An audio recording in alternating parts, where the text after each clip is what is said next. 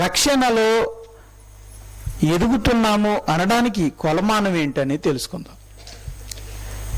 రక్షణలో ఎదుగుతున్నాము అనడానికి కొలమానం ఏంటి?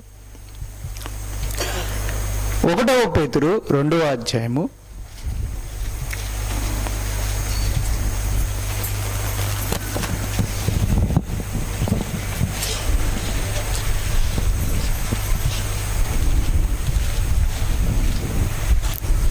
1 పేతురు 2వ అధ్యాయము 3వ వచనం. క్రొత్తగా జన్మించిన శిశువులను పోలిన వారై నిర్మలమైన వాక్యము పాల వలన రక్షణ విషయంలో ఎదుగు నిమిత్తము ఆ పాలను అపేక్షించుడి.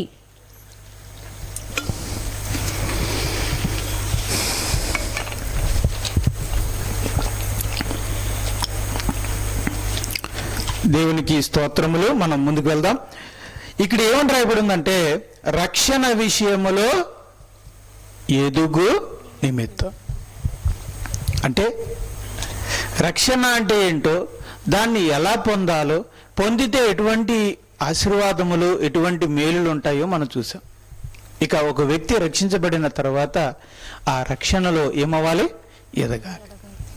రక్షణలో ఎదగడం అంటే ఏంటి అనేది చెప్తాను జాగ్రత్తగా. రక్షణలో ఎదగడం అంటే ఏంటంటే లోకానికి, ఇప్పుడు మనం లోకం ఇక్కడ ఉందనుకోండి, దేవుడు అక్కడ ఉన్నాడు అనుకోండి, రైట్, మనం మధ్యలో ఉన్నాం అన్నమాట. ఇప్పుడు రక్షణ పొందాము అంటే ఎవరి దగ్గర నుంచి ఎవరి దగ్గరికి వెళ్తున్నట్టు? లోకం నుంచి దేవుని దగ్గరికి వెళ్తున్నట్టు, రైట్. రక్షణ పొందామంటే మనం లోకం నుంచి వేరై దేవునికి దగ్గరగా వెళ్తున్నామని అర్థం. మొదలెట్టామని అర్థం, వెళ్ళిపోయామని కాదు, దేవునికి దగ్గరగా వెళ్తున్నామని. అంటే ఇటువైపు నేను ఉన్నా, ఉదాహరణకి ఇక్కడ లోకం ఉంది అనుకోండి, ఇలా ఉన్నాను ఇంతకాలం. ఎప్పుడైతే రక్షణ పొందానో అప్పుడు నేనేమయ్యాను? ఇలా తిరిగాను అనమాట, అంతే. ఇంకా దేవుడి దగ్గరికి వెళ్ళలేదు. ఇప్పుడు రక్షణ పొందాక ఏం చేయాలి? ఒక్కొక్క అడుగు ఒక్కొక్క అడుగు ఒక్కొక్క అడుగు వేసుకుంటూ నా దేవుని దగ్గరికి నేను వెళ్ళాలి. అప్పుడు నేను ఒక్కొక్క అడుగు వేస్తున్నాను అంటే లోకానికి ఏమవుతున్నాను? జాగ్రత్త గమనించండి. ఏమవుతున్నాను? లోకానికి దూరం అవుతున్నాను. ఒక్కొక్క అడుగు వేస్తూ ఉంటే ఎవరికి దగ్గర అవుతున్నాను? అదే రక్షణలో ఎదగడం అంటే. రక్షణలో ఎదగడం అంటే రక్షణ పొందిన తర్వాత మనము మన ముఖాన్ని లోకం వైపు నుంచి దేవుని వైపుకి తిప్పామని అర్థం. అంతే, తిరిగామంతే. ఇంకా దేవుడి దగ్గరికి వెళ్ళలేదు. ఇక ఇప్పుడు వెళ్ళాలన్నమాట. మనం ఎంత దేవునికి దగ్గరగా వెళ్తే రక్షణలో మనం అంతగా ఎదిగినట్టు అర్థం. లోకానికి ఎంత దూరంగా వెళ్ళాము అంటే రక్షణలో అంతగా ఎదుగుతున్నామని అర్థం. రక్షణ విషయంలో ఎదగాలి, ఎదగాలని దేవుడు కోరుకుంటున్నాడు.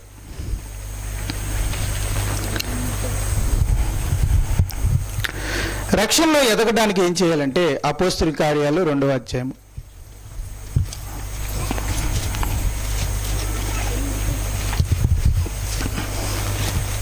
41వ వచనం 42వ వచనం.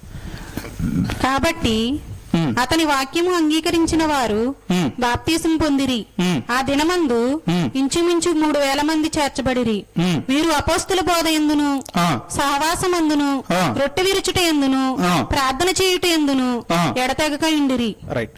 దేవుడు రక్షణ పొందిన వారు రక్షణ విషయంలో ఎదగాలనే ఉద్దేశంతో బాప్తీసం పొందుతున్న వారిని ఆయన సంఘములోనికి చేర్చుచున్నాడు.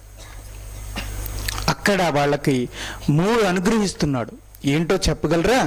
1 సహవాసము, 2 బోధ, 3 ప్రార్థన. ఈ 3 ఇస్తున్నాడు. ఈ పరిశుద్ధుల సహవాసంలో, ఈ దేవుని వాక్యముతో, ఈ ప్రార్థన బలంతో దినదినము రక్షణ పొందిన వ్యక్తి దేవునికి దగ్గరవుతూ ఉండాలి. అనగా రక్షణలో ఎదుగుతూ ఉండాలి. ఇది దేవుని ఉద్దేశం. అంటే రక్షణ పొందిన వ్యక్తి రక్షణలో ఎదగడానికి దేవుడిచ్చినటువంటి సాధనాలు ఏంటంటే 1 సహవాసం, 2 బోధ అనగా వాక్యం, 3 ప్రార్థన. ఈ 3 సాధనాలను ఉపయోగించుకొని ఒక రక్షణ పొందిన వ్యక్తి అనుదినము రక్షణలో ఎదగాలి అనేది దేవుని చిత్తం.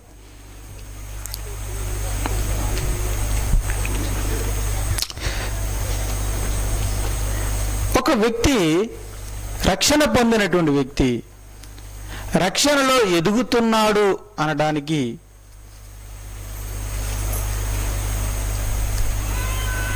ఎలా కొలవగలం? ఒక వ్యక్తి, రక్షణ పొందిన వ్యక్తి, ఇప్పుడు మీరే ఉన్నారు, మీరు రక్షణ పొందిన వాళ్ళైతే మీరు పొందిన రక్షణలో మీరు ఎదుగుతున్నారు అనేది మీకు ఎలా తెలుస్తుంది? ఉదాహరణకి ఒక చంటి బిడ్డ పుట్టాడు. ఆ బిడ్డ పుట్టి రోజులు గడుస్తున్నాయి, నెలలు గడుస్తున్నాయి. ఇప్పుడు ఆ పుట్టిన బిడ్డ రోజులు గడిచే కొలది ఎదుగుతున్నాడు అనేది ఎలా తెలుసుకుంటాం? ఎదుగుతున్నాడు అనేది ఎలా చెప్తాం? దేన్ని బట్టి కొలుస్తాం? ఒక చంటి బిడ్డ ఎదుగుతున్నాడు అనడానికి కొలమానం ఏంటంటే, 1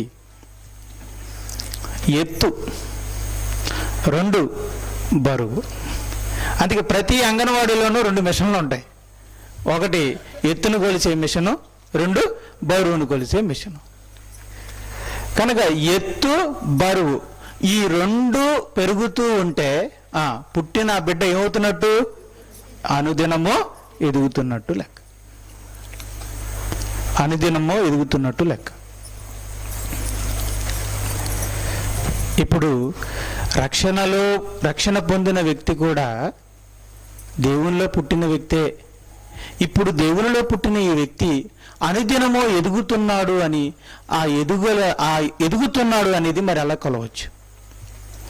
ఒక పుట్టిన చంటి బిడ్డ ఎదుగుతున్నాడు అనడానికి ఎత్తు, బరువు బట్టి అతను ఎదుగుతున్నాడని మనం చెప్తున్నాం, రైట్. మరి దేవునిలో రక్షణ పొందిన వ్యక్తి ఎదుగుతున్నాడని దేన్ని బట్టి చెప్తాం? కొలమానం ఏంటి?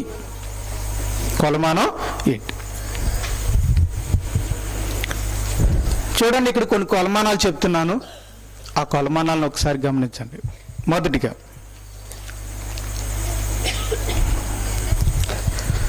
పాటలు ఇంపుగా పాడటం. మొదట్లో ఎవరు కూడా అంతగా పాటలు రావు ఎవరికి. కొన్ని చెప్తానండి, ఒక 11 ఉన్నాయి ఇక్కడ. నేను ఆ 11 మీకు చెప్తాను.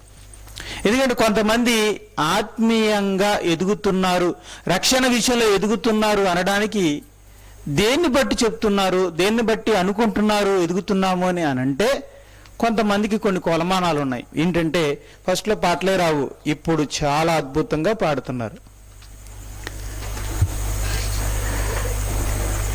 ఒకప్పుడు అసలు పాటలే రావు, ఇప్పుడు బాగా పాడుతున్నారు. ఎంత బాగా పాడుతున్నారంటే, వాళ్ళు పాడే పాటకు సంఘస్థులందరూ కూడా కన్నీరు మున్నీరై విలపిస్తున్నారు. అంతగా హృదయాల్ని తాకేలాగా వాళ్ళు అద్భుతంగా పాడుతున్నారు. అప్పుడు మనం ఏమనుకుంటాం?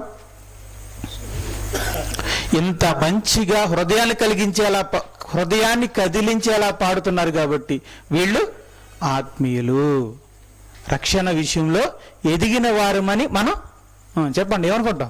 ఓహో, రక్షణ విషయంలో బాగా ఎదిగిన వారమేమో అని మనం అనుకుంటాం. రెండోదిగా, ప్రార్థన బాగా చేయటం. మొదట్లో ఎవరికి ప్రార్థన సరిగ్గా రాదు, కానీ కొంతకాలం అనుభవంలో వాళ్ళు ప్రార్థన, కొంతమంది చేసేటువంటి ప్రార్థన చాలా అద్భుతంగా చేస్తారు, నిజంగానే అద్భుతంగా చేస్తారు. వాళ్ళు చేసేటువంటి ఆ ఆత్మీయతతో కూడినటువంటి ఆ ప్రార్థనను చూసి మనం ఏమనుకుంటాం? అబ్బా, ఎంత మంచిగా ప్రార్థన చేశారు. నేను కూడా చాలాసార్లు అనుకుంటాను, అంత చక్కగా ప్రార్థన చేసినప్పుడల్లా కూడా నేను ఏమనుకుంటానంటే, చాలా బాగా చేశారు, వీళ్ళు ఎంత హృదయంలో ఎంత ఆత్మీయత కలిగి ఉన్నారు అని మనం అనుకుంటాం. నిజంగానే బైబిల్ బాగా చదవటం. ఒక వ్యక్తి 10 సార్లు బైబిల్ చదివారు అనుకోండి, అప్పుడు మనం ఏమనుకుంటాం? అయ్యో బాబోయ్. ఎందుకంటే ఇప్పుడు మీలో కొంతమంది ఒకసారి కూడా చదివిన వాళ్ళు లేరు అనుకుంటా, రైట్. మరి ఒక్కసారి కూడా చదవలేని మనం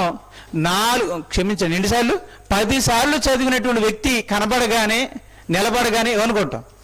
అమ్మో, 10 సార్లు చదివారట, చాలా ఆత్మీయులు అనుకుంటా, వీళ్ళు బాగా ఆత్మీయతలో ఎదిగిన వాళ్ళు అని మనం అనుకుంటాం. 4వది, సమృద్ధి అయిన బైబిల్ జ్ఞానం. కొంతమందిలో అంటే బైబిల్ జ్ఞానం ఆలోచిస్తుంటే నిజంగా ఏదైనా పాస్టర్ గారు చెప్పకముందు వాళ్ళు చెప్పేస్తారు,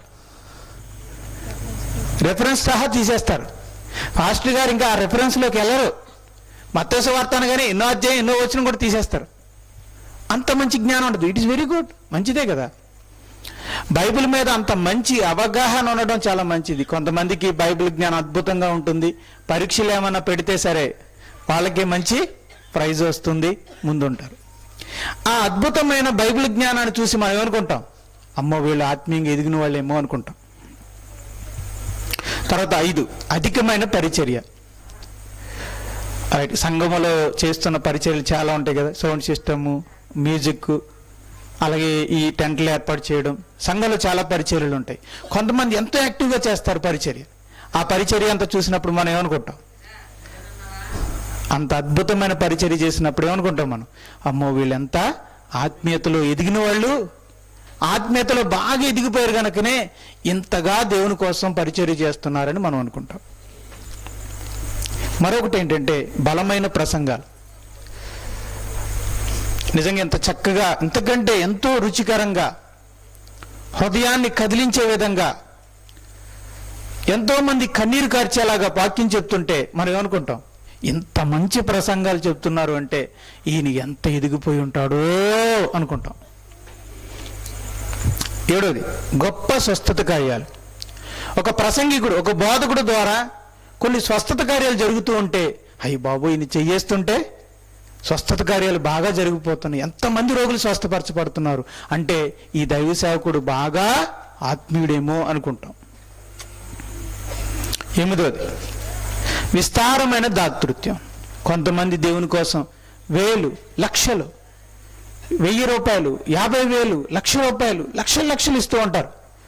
వాళ్ళు ఇచ్చేటువంటి ఆ దాతృత్వాన్ని చూసి మనం ఏమనుకుంటాం, అమ్మో వీళ్ళు ఇంతగా దేవునికి ఇవ్వగలుగుతున్నారు అంటే అమ్మో వీళ్ళు చాలా ఆత్మీయులు, ఆత్మీయతలో బాగా ఎదిగిన వాళ్ళేమో అని మనం అనుకుంటాం.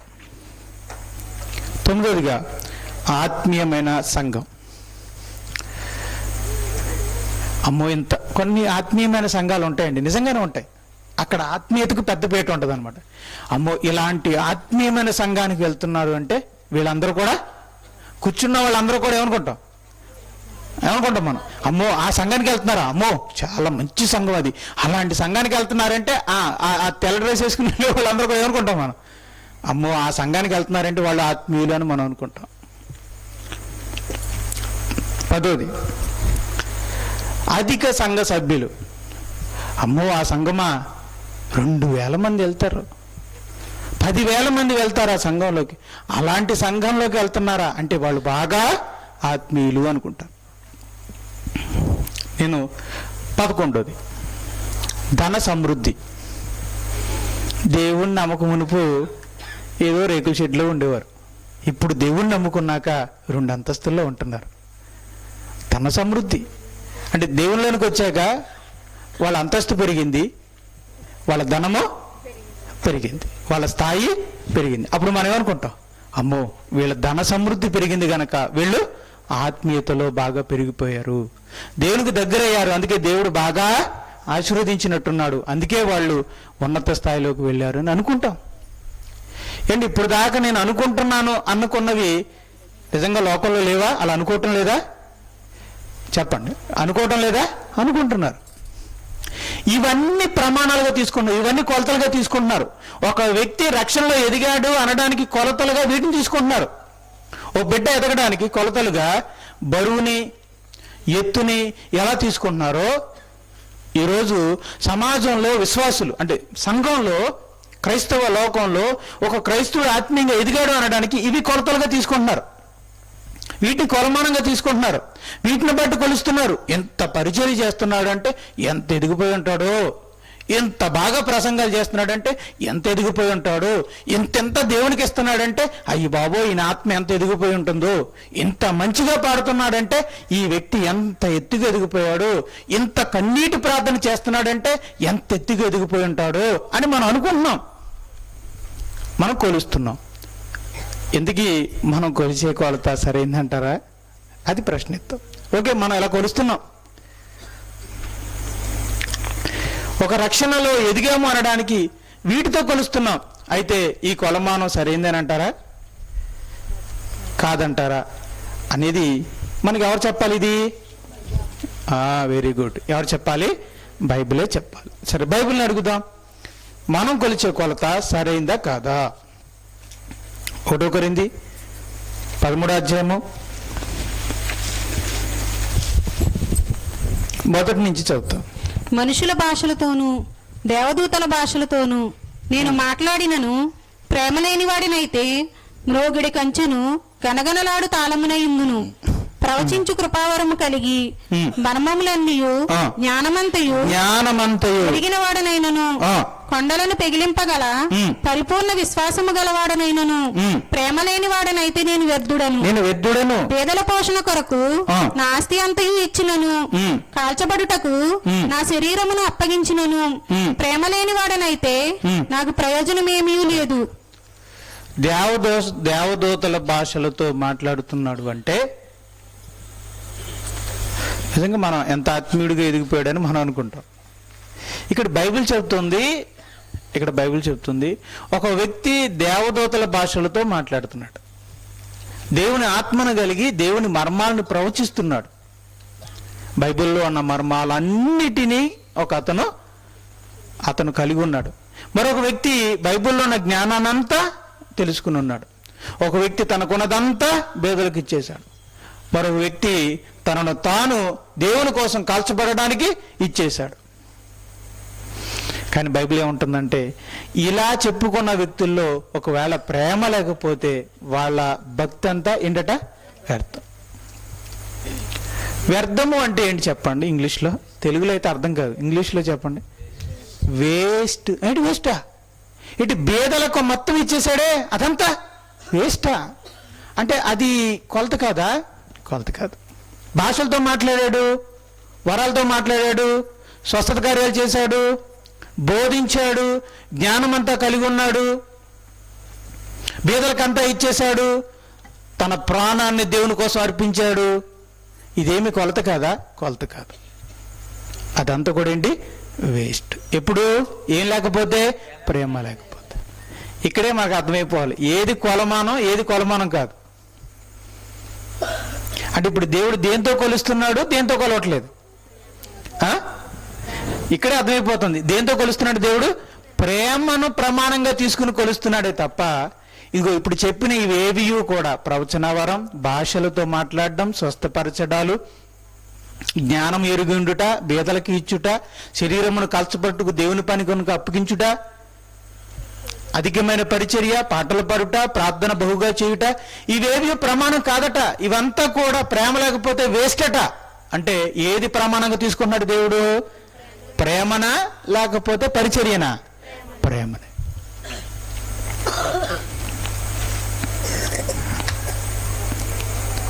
మత్తయి సువార్త 7వ అధ్యాయం 22వ వచనం.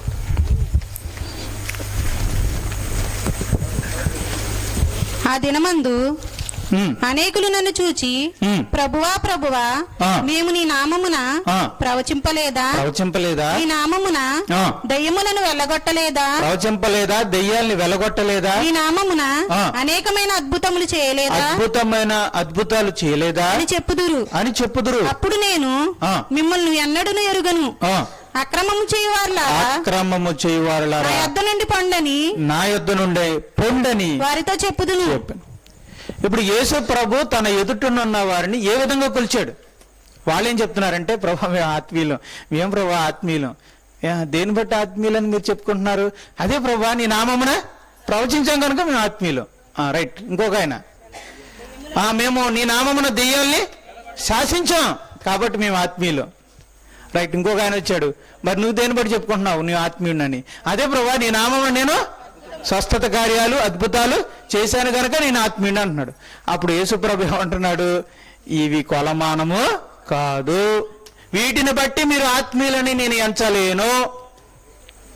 కానీ మీ ప్రవర్తన బట్టి చెప్తున్నాను, మీరు అక్రమము చేయువారు. నా యొద్ద నిలబడటానికి మీకు అర్హత లేదు. నా యొద్ద నుండి పొండి. అయ్యి బాబోయ్. అంటే ఇప్పుడు దాకా నేను చెప్పిన ఈ 11 కూడా రేపొద్దున యేసుప్రభు ముందు మనం ఆత్మీయంగా ఉన్నామనడానికి ప్రమాణము కాదు. ఈ 11ని బట్టి యేసుప్రభు కొలవడు. అది క్రైస్తవ ప్రపంచం తెలుసుకోవాలి ఈరోజు.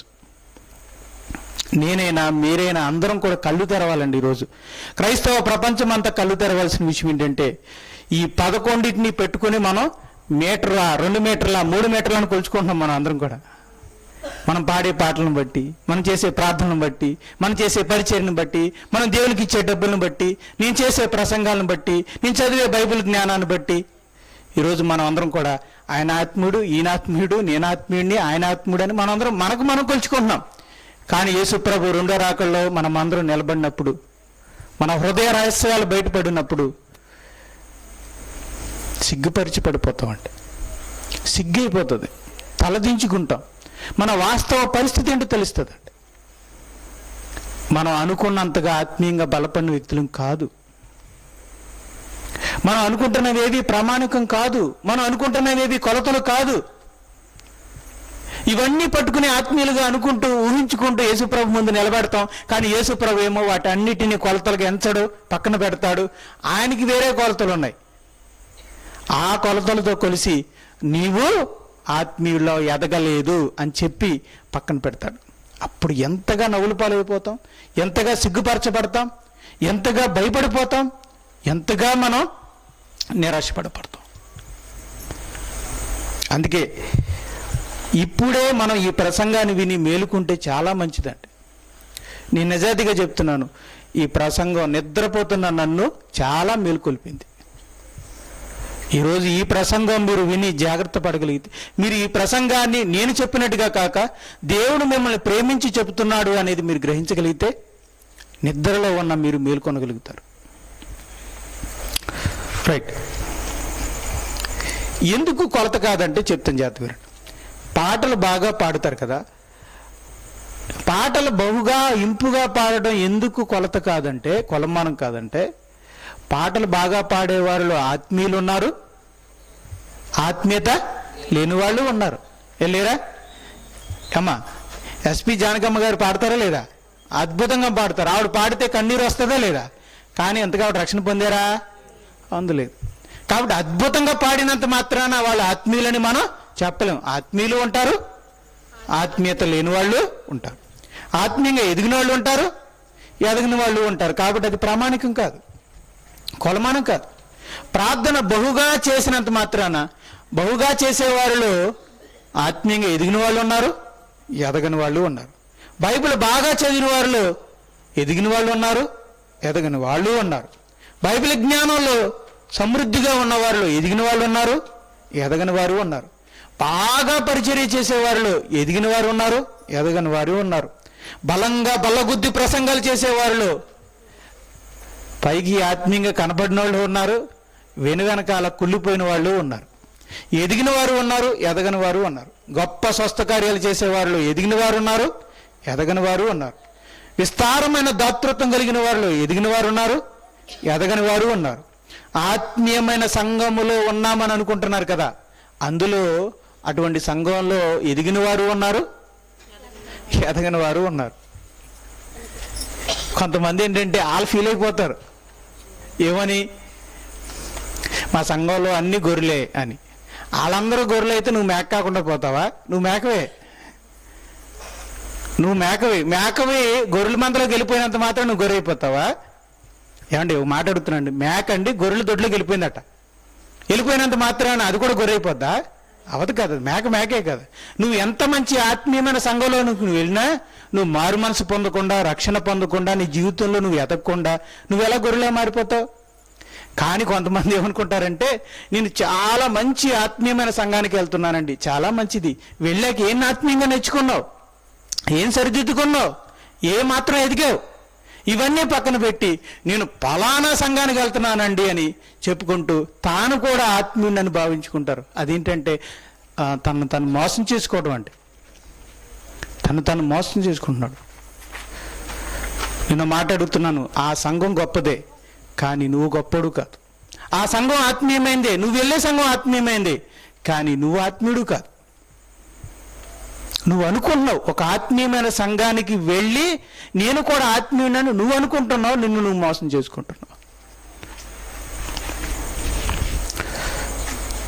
ధన సమృద్ధి, మనకున్నటువంటి డబ్బు పెరిగిపోయినంత మాత్రాన, అన్నీ కలిసి వచ్చేస్తున్నంత మాత్రాన, అన్నీ సమకూడి జరుగుతున్నంత మాత్రాన, మన జీవితంలో అన్ని మేలు జరుగుతున్నంత మాత్రాన దేవుడు నా పక్షానే ఉన్నాడు, నేను ఆత్మీయంగా అభివృద్ధి చెందాను, అందుకే దేవుడు నాకు ఇవన్నీ ఇస్తున్నాడని చాలామంది అనుకుంటారు. అనుకోకండి. అలా అనుకుంటే అన్ని జనుల్లోనే కోటేశ్వరులు ఎక్కువ మంది ఉన్నారు కదా. అన్ని జనుల్లోనే చాలామంది దేవుణ్ణి, యేసుప్రభుని నమ్మని వారిలో కూడా వ్యాపారాలు ఫలించిన వాళ్ళు లేరా? ఉన్నాయి. కాబట్టి ధన సమృద్ధి మన ఆత్మీయ జీవితంలో ఎదిగామనడానికి కొలమానమో కాదు. ఇవేవి కూడా కొలమానం కాదు. ఇప్పుడు మీరు అడగొచ్చు నన్ను, సహోదరుడా, మనం ఆత్మీయ జీవితంలో ఎదిగాము అనడానికి కొలమానం ఏంటి, కొలతలు ఏంటి? ఇప్పుడు చెప్తాను, జాగ్రత్తగా వినండి. తిమోతికి రాసిన మొదటి పత్రిక 2వ అధ్యాయం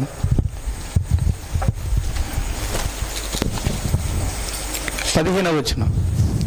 అయినను వారు స్వస్థ బుద్ధి కలిగి విశ్వాస ప్రేమ పరిశుద్ధతల యందు నిలకడగా ఉండిన ఎడల శిశు ప్రసూతి ద్వారా ఆమె రక్షింపబడును. ఎవడే ఇక్కడ 3 ఉన్నాయి చూడండి. ఇక్కడ విశ్వాస, ప్రేమ, పరిశుద్ధత. చెప్పండి, విశ్వాస, ప్రేమ, పరిశుద్ధత.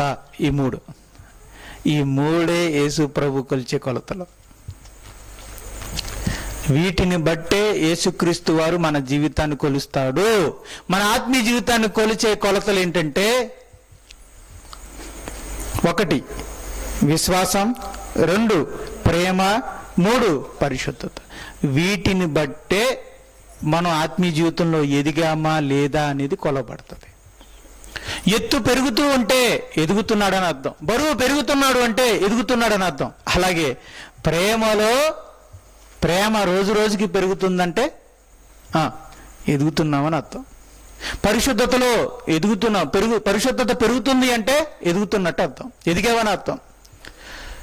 గతంలో కంటే ఇప్పుడు విశ్వాసం పెరిగింది అంటే మనం ఆత్మీయ జీవితంలో ఎదిగాము అని అర్థం. ప్రేమ రక్షించబడిన తర్వాత మొదట భార్యని ప్రేమిస్తున్నాను, నా బిడ్డల్ని ప్రేమించగలుగుతున్నాను, నా కుటుంబాన్ని హార్ట్ఫుల్గా ప్రేమించగలుగుతున్నాను. రైట్. కొన్ని రోజుల తర్వాత మా అమ్మ నాన్న కూడా ప్రేమించగలుగుతున్నాను. కొన్ని రోజుల తర్వాత నా బంధువులను కూడా ప్రేమించగలుగుతున్నాను. కొన్ని రోజుల తర్వాత నా సంఘంలో ఉన్న సహోదరుల్లో కొంతమందిని, ఒక 4గురిని ప్రేమించగలుగుతున్నాను.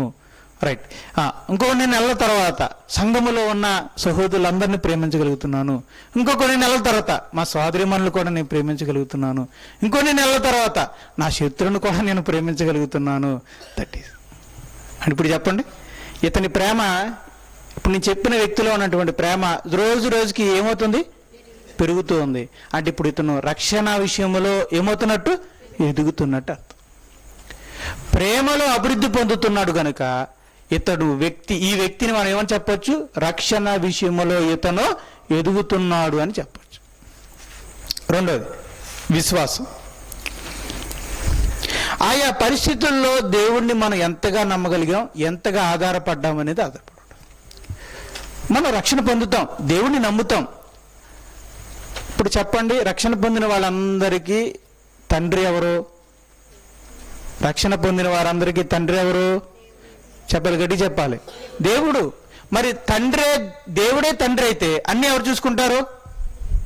ఈ లోకంలో పిల్లలకి అన్ని చూసుకునేది ఎవరు? పిల్లలు ఆధారపడేది ఎవరు? తల్లిదండ్రుల మీద. ఇప్పుడు రక్షణ పొందిన వారికి దేవుడే తండ్రి అయితే ఇప్పుడు విశ్వాసం ఎవరి మీద ఆధారపడాలి? అన్ని విషయాల్లో ఎవరు నమ్మాలి? కానీ మనం నమ్మగలుగుతామా?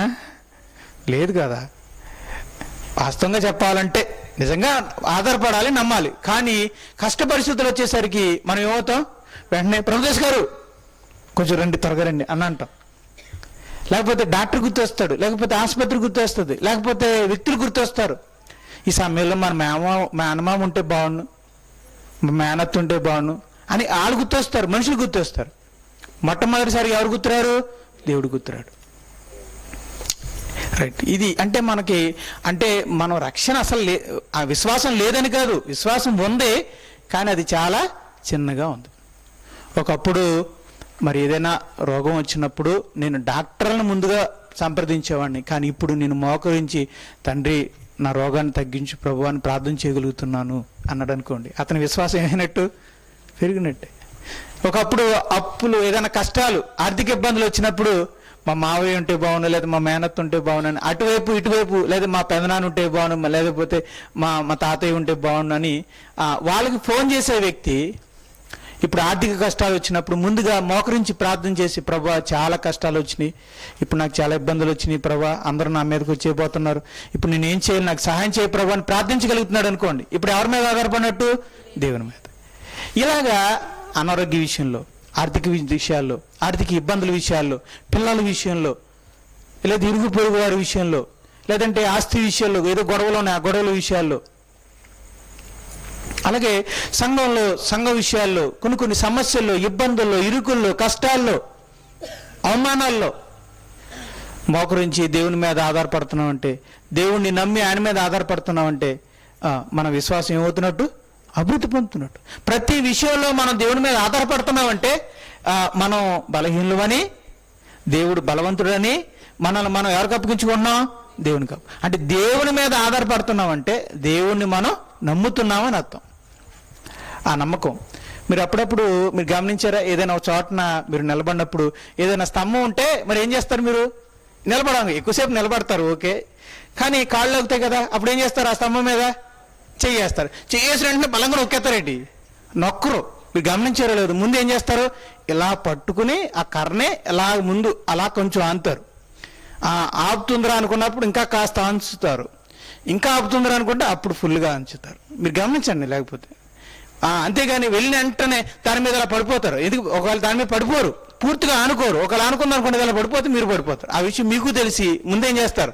కాస్త ఆనుకుంటారు, ఇంకా కొంచెం మోపుతారు, ఇంకా కొంచెం మోపి అప్పుడు ఇట్ట అంటారు కొంతమంది. రైట్, వాళ్ళకి ధైర్యం వచ్చేస్తుంది. అప్పుడు మరి ఇలా ఊపేస్తున్నారంటే అర్థం ఏంటి? అది ధైర్యం వచ్చేసింది అంటే ఇది బాగా ఎలా ఉందని, బలంగా ఉందని. అలాగే మనకు కూడా దేవుని మీద ఫస్ట్లో అంత విశ్వాసం ఉండదు, ఉండాలి కానీ ఉండదు. మరి ఏం చేస్తాం? ఉండదు. రైట్, రోజు గడిచే కొద్ది దేవుని మీద ఏమో మనం ఆధారపడుతూ ఉంటే ఆయన మీద డిపెండ్ అయిపోతూ ఉంటాం. కొంతమంది ఉంటారండి, కంగారు పడరండి. మా ఇంట్లో భార్య కంగారు పడిపోతూ ఉంటుంది, భర్త ఉన్నాడు, ఏం కంగారు పడకు, దేవుడు రేపటికల్లా అన్ని సమస్తం సమకూరుస్తాడు, కంగారు పడకని చెప్తారు. చూసారా? వాళ్ళు ఫుల్గా దేవునిపై ఆధారపడినాడు అనమాట. మరి వాళ్ళకి చాలా అంత ధైర్యం ఎక్కడి నుంచి వచ్చింది వాళ్ళకి? వాళ్ళు అలా మాట అంటున్నారంటే వాళ్ళు పూర్తిగా దేవునిపై ఆధారపడ్డారు అని. మెల్లమెల్లగా దేవునిపై విశ్వాసంలో అభివృద్ధి పొందిన వాళ్ళు దేవునిపై పూర్తిగా ఆధారపడతారు. వాళ్ళు రక్షణ విషయంలో ఏమైనట్టు చెప్పండి? ఎదిగినట్టు. ఇప్పుడు ఇంట్లోకి వచ్చేసి ఎలక అటు ఇటు తిరుగుతున్నట్టు చూసారు, ఎలక ఇంట్లోకి వచ్చేసాక అటు ఇటు తిరుగుతాం సార్. అలాగే మనకు కష్టమే కానీ మనం కూడా ఏం చేస్తాం? ఎలకలాగా అటు ఇటు తిరుగుతూ ఉంటాం కదా. అంటే మనం అందరం ఎవరన్నమాట? రక్షణలో ఇంకా ఎదగలేదు. మనకి ఎలకమైన ఆట కొంచెం అటు ఇటు అని తిరిగి మనం అయితే ఓ గిరగిరా అటు ఇటు. ఆ టైంలో ఒకవేళ భార్య అడ్డు వచ్చిందనుకో భార్యను కొట్టేస్తారు, పిల్లలు అడ్డు వచ్చారనుకో పిల్లల్ని కొట్టేస్తారు.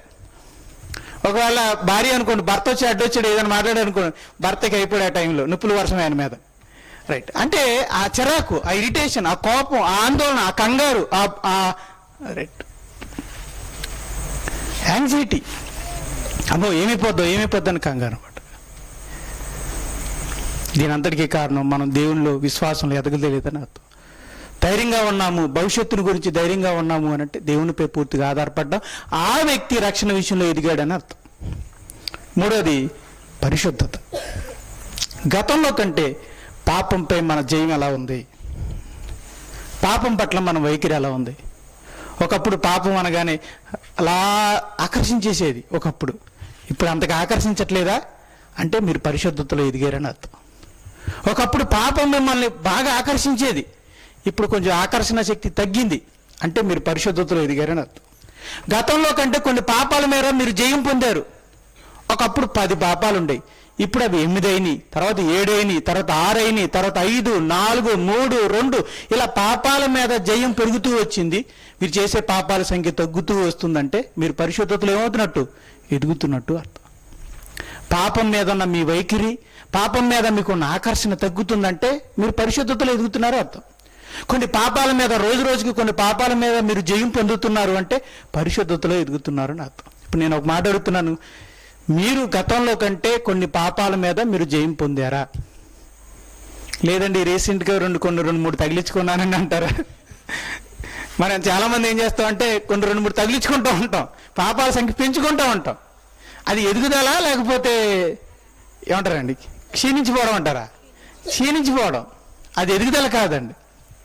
పాపాల సంఖ్య పెరుగుతుంది అంటే మనం క్షీణించిపోతున్నామని, లేకపోతే తగ్గిపోతున్నామని అర్థం, ఎదిగిపోతున్నామని కాదు. రైట్, ఇంకో 2 చెప్తానండి. 4వది దీనత్వం. మీకు 3 చెప్పాను కదండి, ప్రేమ, విశ్వాసము, పరిశుద్ధత. రైట్, ఇంకొక 2 చెప్తానండి. 1 దీనత్వం. అంటే దీనత్వం,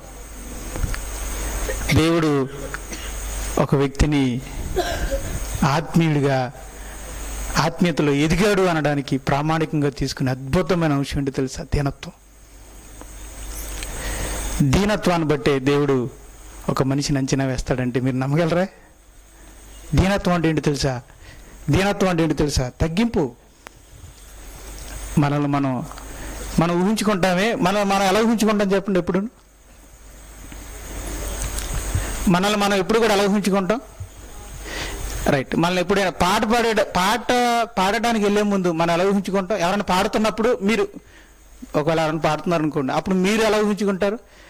పాడాడురా బాబు, గాడిద పడినట్టు పాడాడు. నేనే కానీ అక్కడ నిలబడి ఉంటే ఎలా పాడేవాడిని అంటే ఎస్పి బాలసుబ్రహ్మణ్యం కూడా నా ముందు పనికిరాడు అన్నట్టు మనం ఊహించుకోవడం అనమాట. దాన్ని హెచ్చించుకోవడం అంటారు. మనల్ని మనం ఎక్కువగా ఊహించుకోవడం.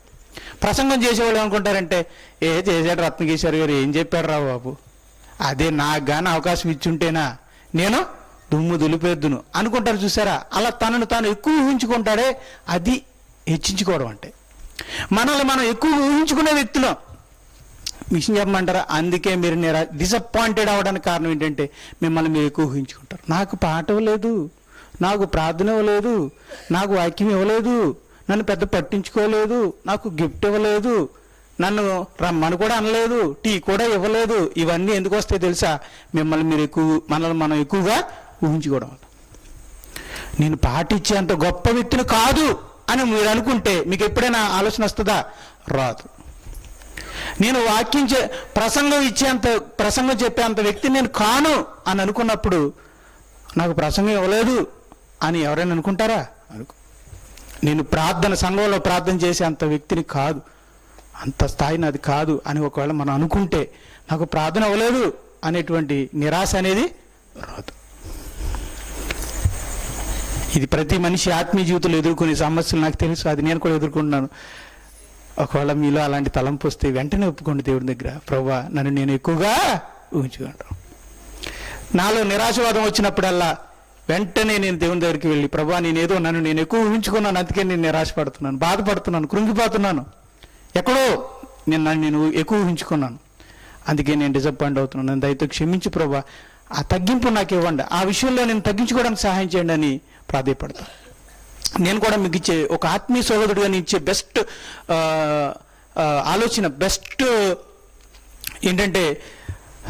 ఆలోచన ఏంటంటే మీకు ఎప్పుడైనా అలా నిరాశవాదం వచ్చినప్పుడు మిమ్మల్ని మీరు ఎక్కువ ఊహించుకున్నారని మీరు గ్రహించి వెంటనే దేవుని దగ్గరికి వెళ్ళి క్షమాపణ అడిగి, ప్రభువా ఆ విషయంలో నేను ఎక్కువ ఊహించుకున్నాను, అందుకే నిరాశపడాల్సి వచ్చింది, ప్రభువా ఆ విషయంలో నేను తగ్గించుకోవడానికి నాకు సహాయం చేయ ప్రభువా అని అడగాలి.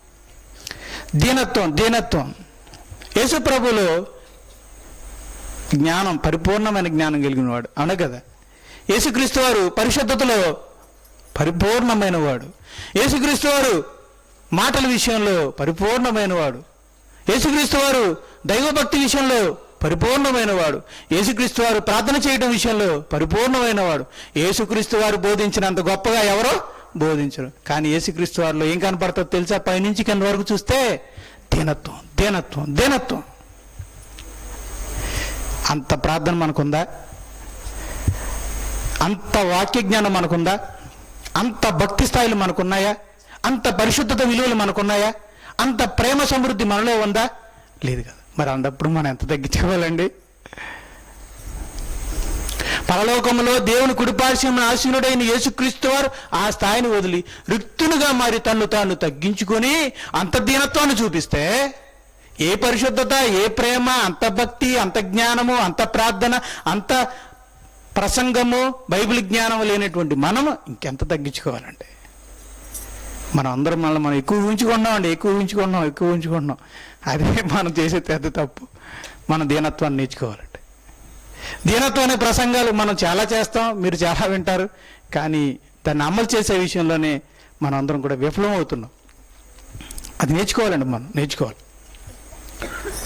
ప్రార్థన చేయండి, ప్రభువా నాకు దీనత్వాన్ని నేర్పండి, దీనుడిగా ఉండడానికి నాకు సహాయం చేయండి. తర్వాత మరొకటి ఏంటంటే 5వది నోటి మాటలు. మన ఆత్మీయ జీవితంలో ఎదిగాము అనడానికి నిలువెల్లా సాక్ష్యం ఏంటంటే మన నోటి మాటలేనంటే. అది కూడా సంఘంలో కాదండి, సంఘములో ఉన్నప్పుడు మాటలు కాదు. మీరు ఇంటికాడ మీ భార్య దగ్గర మాట్లాడతారే, ఇంటి దగ్గర మీ పిల్లల దగ్గర మాట్లాడతారే, మీ భర్త ఎదుట మాట్లాడతారే, మీ ఇరుగు పొరుగు గారి దగ్గర మాట్లాడతారే, నీళ్లు పట్టుకునే పంపు దగ్గర మాట్లాడతారే, మీరు ఉద్యోగాలు చేసే చోట మాట్లాడతారే, మీరు కాలేజీలోకి వెళ్ళినప్పుడు కాలేజీలో పిల్లలతో మాట్లాడతారే, మీ సాటి ఫ్రెండ్స్తో, మీరు మీ స్నేహితుల దగ్గర ఉన్నప్పుడు మీరు మాట్లాడతారే. అదే మీరు అప్పుడు పనికి వెళ్తుంటారు కదా, పనిపాట్లకి వెళ్తుంటారు కదా, ఆ పనిపాట్ల దగ్గర, కూలీ వాళ్ళ దగ్గర, లేకపోతే మీతో పాటు పనిచేసే వాళ్ళ దగ్గర మీరు మాట్లాడతారే. ఆ మాటలే ఆత్మీయ జీవితానికి నిలువెల్లా సాక్ష్యం. సంఘంలో మీరు మాట్లాడే మాటల విధానం, ఆత్మీయుల దగ్గర మీరు మాట్లాడే విధానం అవేవి కొలత కాదు. మీ ఇంటిలో, మీ కుటుంబంలో, మీ కుటుంబ సభ్యులతో మీరు మాట్లాడే విధానం ఉందే, మీ నోటి నుండి వచ్చే మాటలు ఉన్నాయే, మీ ఆఫీసులో, మీ కాలేజీలో, లేకపోతే మీ పనిపాటల చోట్ల, మీ స్నేహితుల దగ్గర, లేకపోతే అన్ని జనులు ప్రేమ శుభకార్యానికి పిలిచారు, ఆ శుభకార్యం దగ్గర, బంధువుల దగ్గర, ఒక శుభకార్యం దగ్గరికి వెళ్ళినప్పుడు అక్కడ మీరు ఇతరులతో కలిసి మాట్లాడేటప్పుడు మీరు మాట్లాడారే, ఆ మాటలే సాక్ష్యం. ఎలా మాట్లాడుతున్నారు? నిజాయితీగా ఒప్పుకోండి, ఆ మాటలు అంతగా మంచిగా లేవు కదా, ఎగతాళిగా ఉన్నాయి, మరొకరిని చిన్నబుచ్చేలా ఉన్నాయి, అశ్లీలంగా ఉన్నాయి, డబుల్ మీనింగ్తో ఉన్నాయి, బూతులతో ఉన్నాయి, హేళనతో ఉన్నాయి, బాధపరిచేలా ఉన్నాయి, అవి ఎదుటివారి గుండెల్ని నలిపేసేలా ఉన్నాయి, బాధ పెట్టేలా ఉన్నాయి.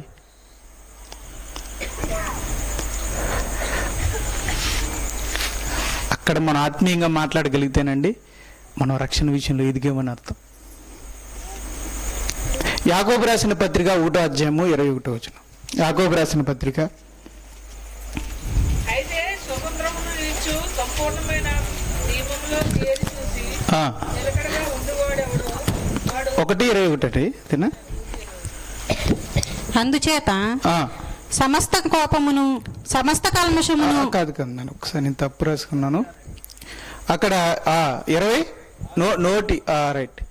ఎవడైనా రెఫరెన్స్ 26 తప్పు రాసుకున్నాను, దయతో క్షమించండి. 26 అండి. ఎవడైనాను నోటికి కళ్ళెము పెట్టుకొనక తన హృదయమును ఇష్టం వచ్చినట్లు మాట్లాడుతూ తన హృదయమును మోసపరుచుకొనుచు భక్తి గలవాడనని నాకు భక్తి ఉందని ఒకడు అనుకుని ఎడల వాని భక్తి వ్యర్థమే. ఆ భక్తి వ్యర్థమే. అంటే భక్తి ఉంది అనడానికి ప్రామాణికం ఏంటంటే నోటంట వచ్చే మాటలు. మన మాటల్ని ఎంతగా నియంత్రించుకుంటున్నాం. మనం కాలేజీలో చదువుకోవడానికి వెళ్తుంటే ఆ కాలేజీలో మన ఫ్రెండ్స్ దగ్గర ఎలా మాట్లాడుతున్నాం, స్కూల్కి వెళ్ళినప్పుడు మన ఫ్రెండ్స్తో ఎలా మాట్లాడుతున్నాం, మన పని పాటలకు వెళ్ళినప్పుడు సాటి పని వాళ్ళతో ఎలా మాట్లాడుతున్నాం, మన ఇంట్లో భార్య భర్తతోను, బిడ్డలతోనూ, మన తల్లిదండ్రులతోనూ, అత్తయ్యతోనూ, మామయ్యతోనూ, మరదలతోనూ, వదినతోనూ ఎలా మాట్లాడుతున్నాం, మన దగ్గర పనిచేసే ఆ పన్నోళ్ళు ఉంటారు కదా, వాళ్ళతో ఎలా మాట్లాడుతున్నాం, మన ఇంటికి వచ్చే గిళ్ళు కడిగే అమ్మాయితో ఎలా మాట్లాడుతున్నాం, మన దగ్గరికి వచ్చే అంట్లతో వ్యక్తులతో మనం ఏమో మాట్లాడుతున్నాం, ఎలా మాట్లాడుతున్నాం. అది కూడా వస్తుంది. ఆత్మీయంగా ఉన్నాయా లేదా, గౌరవప్రదంగా ఉన్నాయా లేదా, మర్యాదపూర్వకంగా ఉన్నాయా లేదా. బైబిల్ అంటాడు, మీ సంభాషణ ఉప్పు వేసినట్టు రుచిగాను కృపాసహితముగాను ఉండవలను, క్షేమాభివృద్ధి కలిగించే విధంగాను ఉండాలి.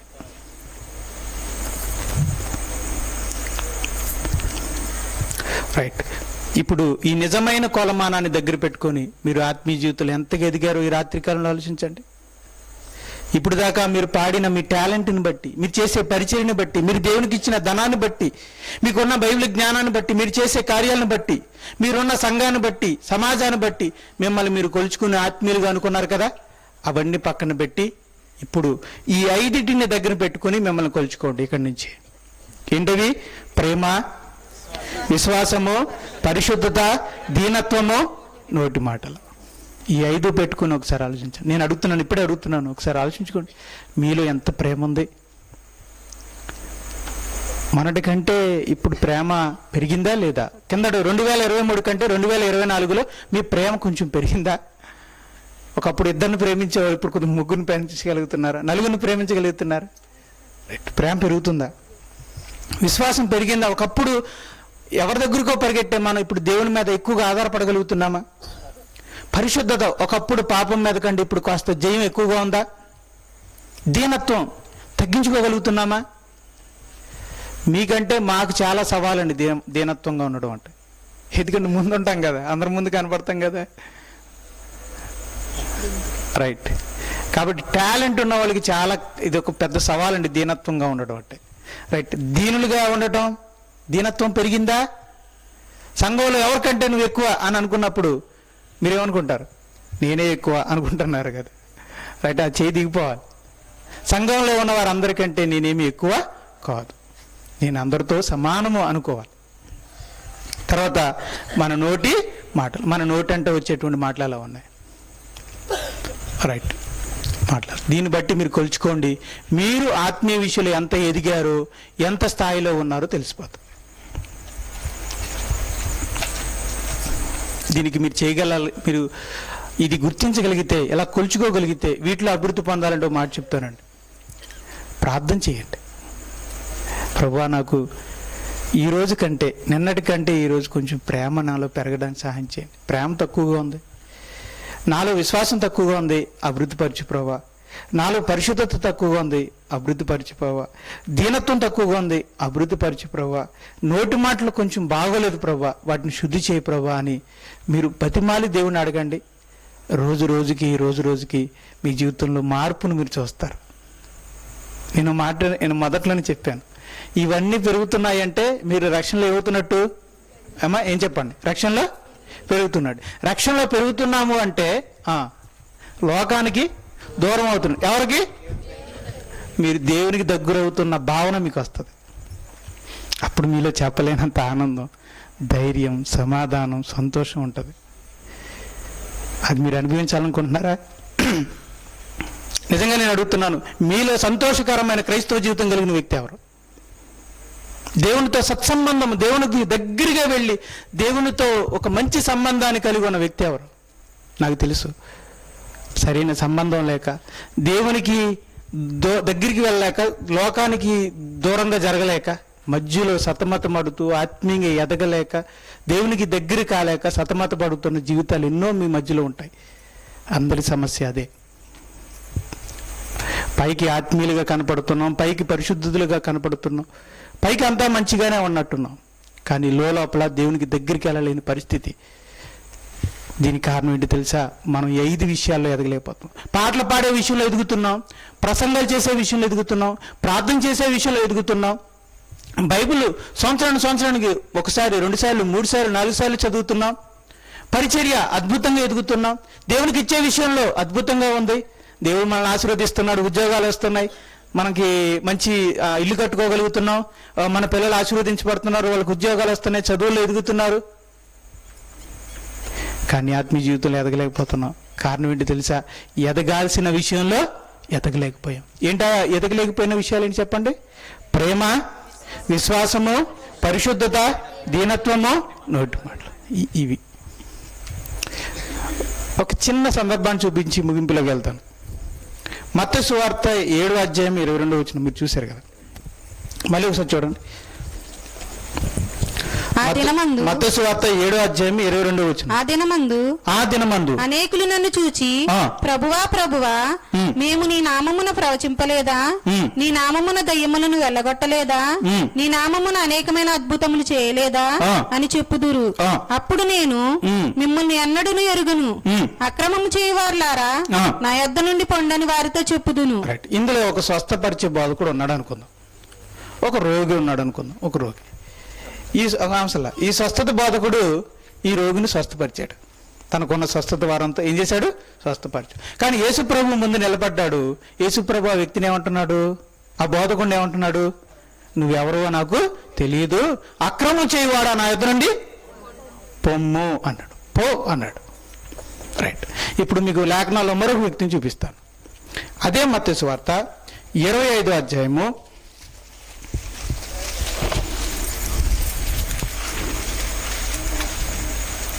34వ వచనం. అప్పుడు రాజు తన కుడివైపున ఉన్నవారిని చూచి నా తండ్రి చేత ఆశీర్వదింపబడిన వారులారా రండి. ఈ రాజు ఎవరంటే యేసు ప్రభు. ఇది కూడా రెండో రాకడ సందర్భమే. ఇప్పుడు ఆయన కొంతమందిని ఏమంటున్నాడు? రండి. అందులో ఒక ఆయన ఉన్నాడు. ఆయన ఎవరట? లోకము పుట్టినది మొదలుకొని మీ కొరకు సిద్ధపరచబడిన రాజ్యమును స్వతంత్రించుకొనిడి. నేను ఆకలిగొంటిని, మీరు నాకు భోజనం పెట్టితిరి. దప్పిగొంటిని, నాకు దాహమిచ్చితిరి. పరదేశిన ఇంటిని, నన్ను చేర్చుకొంటిరి. దిగంబరిన ఇంటిని, నాకు బట్ట తీలిచ్చితిరి. రోగిన ఇంటిని, నన్ను చూడవచ్చితిరి. ఇక్కడ అక్కడెక్కడ ఒక ఆయన ఉన్నాడట. యేసుప్రభు ముందు నిలబడితే యేసుప్రభు అన్నాడట, నేను రోగిగా ఉంటే నువ్వు నన్ను పరామర్శించడానికి వచ్చావు, పలకరించి నా కొరకు ప్రార్థన చేసావు అన్నాడట.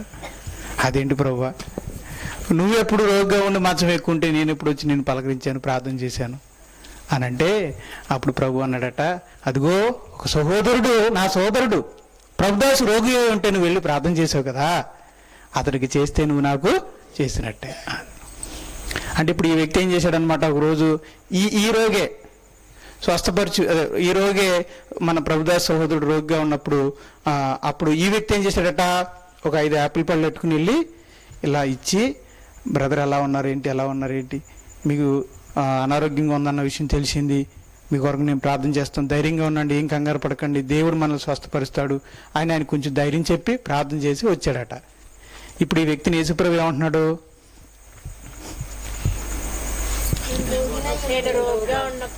రమ్మంటున్నాడా పొమ్మంటున్నాడా? మరి ఇంతకు ముందు వెళ్ళిన స్వస్థ బోధకుడిని ఏమంటున్నాడు? ఆ రోగిని స్వస్థపరిచి వచ్చిన బోధకుడిని ఏమన్నాడు? పొమ్మంటున్నాడు. రోగస్తుని పలకరించడానికి వెళ్ళిన వ్యక్తిని ఏమన్నాడు? అదేంటి?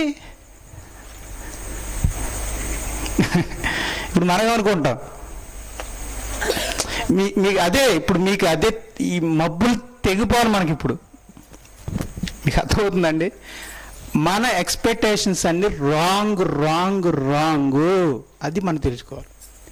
స్వస్థపరిచిన ఒక రోగిని స్వస్థపరిచిన బోధకుడినేమో ఏమంటున్నాడు? వెళ్ళిపో అన్నాడు. అట్టుపళ్ళు ఇచ్చుకుని వెళ్ళి పలకరించడానికి వెళ్ళిన వ్యక్తినేమో రానైనా రా అంటున్నాడు. ఏంటి తేడా ఏంటి? అతను రోగాన్ని స్వస్థపరిచిన అతని హృదయంలో ఏం లేదో తెలుసా? ప్రేమ లేదు.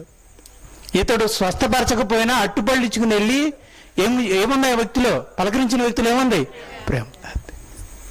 ప్రేమ లేని నీవు నాకు అవసరం లేదు పో అన్నాడు. ప్రేమ ఉన్న నువ్వు నా లోపలికి రా అని చెప్పి తీసుకెళ్తున్నాడు. ప్రామాణికం, వరాల, పరిచర్య, బోధ, పాటల, ప్రార్థనల, జ్ఞానమా? చెప్పండి, అవునా కదా? కాదు. మరి ఏమి ప్రామాణికం? ప్రేమ. ఎంత ప్రేమ ఉంది, ఎంత పరిశుద్ధత ఉంది, ఎంత విశ్వాసం ఉంది, ఎంత దీనత్వం ఉంది, ఎంత మంచి మాటలు మాట్లాడుతున్నాడు. ఇవే ప్రామాణికం. ఇక్కడ మీకు కొన్ని సంగతులు చెప్తాను జాగ్రత్తగానండి. మన ఆత్మీయ జీవితానికి కొలమానము, మనం రక్షణలో ఎదుగుతున్నానికి కొలమానము ప్రసంగాలు. చెప్పండి, కాదా అవునా చెప్పాలి. ప్రసంగాలు, ప్రవర్తన, పరిచర్య. అవునా కదా? అర్థం కాలేదు మీకు? పరిచర్య ప్రామాణికమా? పరిశుద్ధత. అవునా కదా? రైట్. ప్రార్థన చెప్పాలి. విజ్ఞాపనలు, ప్రార్థనలు కాదు. విశ్వాసము అవును. పేరు ఘనత పేరు కాదు, ఓకే. మరి ప్రేమ అవును. పాటలు కాదు, మాటలు అవును. ధనము దీనత్వము అవును. ప్రసంగాలు కాదు, ప్రవర్తన. పరిచర్య కాదు, పరిశుద్ధత. విజ్ఞాపన కాదు, విశ్వాసము. పేరు కాదు, ప్రేమ. పాటలు కాదు, మాటలు. ధనము కాదు, దీనత్వం. అంటే ఇప్పుడు దేవుడు దేన్ని బట్టి మనల్ని కొలుస్తాడు? అంగన్వాడీ టీచర్ గారు బిడ్డలు ఎదుగుతున్నారా లేదని దేన్ని బట్టి కొలుస్తారు? తల వెంట్రుకలు పెరిగినవా, గోర్లు పెరిగినవా, అబ్బాయి అమ్మాయి ఎర్రగా అవుతున్నాడా లేదా, ఇది కొలుస్తారా? కాదు. దేన్ని బట్టి కొలుస్తారు? అమ్మా, ఎత్తు ఎదుగుతున్నాడా, బరువు పెరుగుతున్నాడా? అలాగే ఇప్పుడు దేవుడు మనల్ని దేన్ని బట్టి కొలుస్తాడు చెప్పండి? ప్రేమను బట్టి, విశ్వాసాన్ని బట్టి, పరిశుద్ధతను బట్టి, ప్రవర్తన బట్టి, మాటలను బట్టి, దీనత్వాన్ని బట్టి మన రక్షణ జీవితాన్ని కొలుస్తాడు. ఇప్పుడు మీరు అడగొచ్చు, అంటే ఇప్పుడు ఇవన్నీ వేస్టా అండి? ఇవి పాటలు పాడడం, ప్రార్థన చేయడం, బైబిల్ చదవడం, బైబిల్ జ్ఞానం, ఇవన్నీ వేస్టా అండి? రైట్, జాగ్రత్తగా గమనించాలి. ఇవి లేకపోతే అవన్నీ వేస్టే. దీనికి ఒక మంచి ఎగ్జాంపుల్ చెప్తాను. ఇవన్నీ, ఈ పరిచర్య, బైబిల్ జ్ఞానం, పాటలు, ఇవన్నీ కూడా ఈ ప్రేమ, విశ్వాసము, పరిశుద్ధతలో అభివృద్ధి పొందడానికి ఉపయోగపడే సాధనాలు. దీనికి ఒక ఉదాహరణ చెప్తాను, మీకు అర్థం కాలేదని నాకు తెలిసింది, అర్థమయ్యేలా మాట చెప్తాను. అన్నం ఉడకాలంటే కుక్కర్ అనే సాధనం ఉండాలా లేదా అమ్మా? కుక్కర్ అనేది ఉంటేనే కదా అన్నం ఉడికిస్తాం, అన్నం వండగలుగుతాం. రైట్. కుక్కర్ లేదనుకోండి, అన్నం వండగలమా? రైట్. ఇప్పుడు కుక్కర్ అనే సాధనం దేనికోసం? అన్నము వండడం. చక్కగా బియ్యము ఉడికి అన్నంగా మారాలి అంటే కుక్కర్ అనే పనిముట్టు ఉండాలా లేదా అమ్మా? రైట్. ఇప్పుడు కుక్కర్ అనే పనిముట్టు అన్నం వండడానికి ఎలా ఉపయోగపడుతుందో, ఈ పాటలు, ఈ ప్రార్థనలు, ఈ పరిచర్యలు, ఈ ప్రసంగాలు, ఈ దాతృత్వాలు, ఇవన్నీ కూడా ప్రేమ, విశ్వాస, పరిశుద్ధతలు అభివృద్ధి చెందడానికి ఉపయోగపడతాయి. ఈరోజు ఈ చేసే ఈ ప్రసంగం ద్వారా కదా ఈ మాటలు మీరు తెలుసుకోగలిగారు. అది మీరు తెలుసుకోకపోతే ఈ ప్రసంగం వేస్టో బెస్ట్ అంటారా? వేస్టే కదా. అది వేస్ట్ ఎప్పుడు? విశ్వాస, ప్రేమ, పరిశుద్ధతలో మనం అభివృద్ధి చెందకపోతే ఇవి వేస్ట్. అవి వేస్ట్ అని కాదు, అవి వాటితోనే మనం వీటిలో అభివృద్ధి పొందుతాం. ఇప్పుడు నేను అడుగుతున్నాను, కుక్కర్ ఎదురుగా పెట్టుకుని ఆకలి తీర్చుకుంటారా అమ్మా? కుక్కర్ని, ఉట్టు కుక్కర్ని పొయ్యి మీద పెట్టేసి ఉడుకో అంటే ఉడికేస్తుందా? రైస్ వచ్చేస్తుందా? అందులో రాదు. అన్నం లేకుండా కుక్కర్ అలా వేస్టో, అలాగే విశ్వాస, ప్రేమ, పరిశుద్ధతలో అభివృద్ధి లేకపోతే ఈ ప్రసంగము, ఈ జ్ఞానము, ఈ మర్మము, ఈ వరాలు, ఈ దాతృత్వము, ఈ ధన సమృద్ధి, ఇదంతా కూడా వేస్ట్ అన్నమాట. చివరిగా మీకు ఒక చిన్న సింపుల్గా గుర్తుపెట్టుకోవడానికి చెప్తున్నానండి. LHF అని అనమాట. ఎల్ అంటే లవ్, హెచ్ అంటే హోలీ, ఎఫ్ అంటే ఫెయిత్. ఎల్ అంటే లవ్ అంటే ప్రేమ, హెచ్ అంటే హోలీ పరిశుద్ధత, ఎఫ్ అంటే ఫెయిత్ విశ్వాసం. ఈ మూడు మనకు ప్రామాణికము. మనం రక్షణలో ఎదిగాము అనడానికి ఇవే ప్రామాణికము. ఇప్పుడు చూడండి, ఒక 30 సంవత్సరాలు 40 సంవత్సరాలు దాటాక ఏమని చెప్తున్నారు డాక్టర్లు అందరూ కూడా? అయినా బీపీ ఎంత ఉందో, షుగర్ ఎంత ఉందో, మీ బ్లడ్లో హెచ్పి ఎంత ఉందో మీరు సంవత్సరానికి ఒకసారి లేదా నెలకు ఒకసారి ఏం చేసుకోమంటున్నారు? చెక్ చేసుకోండి. అలాగే ఈ భూమి మీద వయసు వచ్చిన వాళ్ళు ఒక బీపీ, షుగర్, హెచ్పి ఎంత పెరిగింది, ఎంత ఉందని తెలిసి ఎలాగైతే పరీక్షలు చేసుకుంటున్నారో, అలాగే విశ్వాసులు కూడా ప్రతి వారం సంఘానికి వెళ్ళినప్పుడు, ప్రభు బల దగ్గరికి వెళ్ళినప్పుడు, ఆ రొట్టె విరిచేటప్పుడు, ద్రాక్షరసం తాగేటప్పుడు, ప్రభుని జ్ఞాపకం చేసుకున్నప్పుడు మనం ఒకసారి కొలుచుకోవాలి. ఈ వారం రోజుల్లో నా ప్రేమ ఎంత ఎదిగింది, నా విశ్వాసం ఎంత ఎదిగింది, నా పరిశుద్ధత ఎంత ఎదిగింది అని మనం చెక్ చేసుకోవాలి. ఒక షుగరు, బీపీ చెక్ చేసుకోవడానికి మనం ఎక్కడికి వెళ్తాం అమ్మా? ల్యాబ్కి, పరీక్షా కేంద్రానికి వెళ్తాం.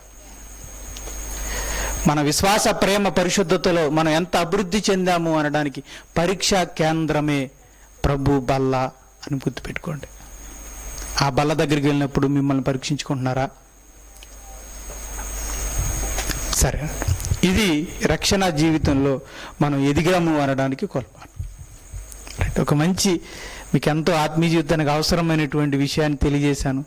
దీన్ని ఉపయోగించుకుంటే మీరు ఆత్మీయ జీవితంలో ఎదుగుతారు, లోకానికి దూరం అవుతారు, దేవునికి దగ్గర అవుతారు. అప్పుడు మీరు చెప్పలేనంత ఆనందాన్ని పొందుతారు. ఇంత మంచి మాటలు చెప్పినందుకు మరి మీరు నా కొరకు ప్రార్థన చేయండి. ఆ సమయంలో నన్ను జ్ఞాపకం చేసుకొని రైట్, ఈ సందేశము నా ద్వారానే కాదు, చాలామంది దైవ సేవకుల ద్వారా అనేక మందికి అందాలని మనం కోరుకోవాలి. నేను చాలా ఒక్కోసారి ప్రార్థన చేస్తానండి, ఈ సందేశం అండి, ఈ ప్రత్యేకంగా ఈ సబ్జెక్ట్ చాలామంది క్రైస్తవ సంఘాలకు, క్రైస్తవ సహోదరులకు, సోదరీమణులకు అందాలని ఒక్కోసారి అనుకుంటూ ఉంటాను.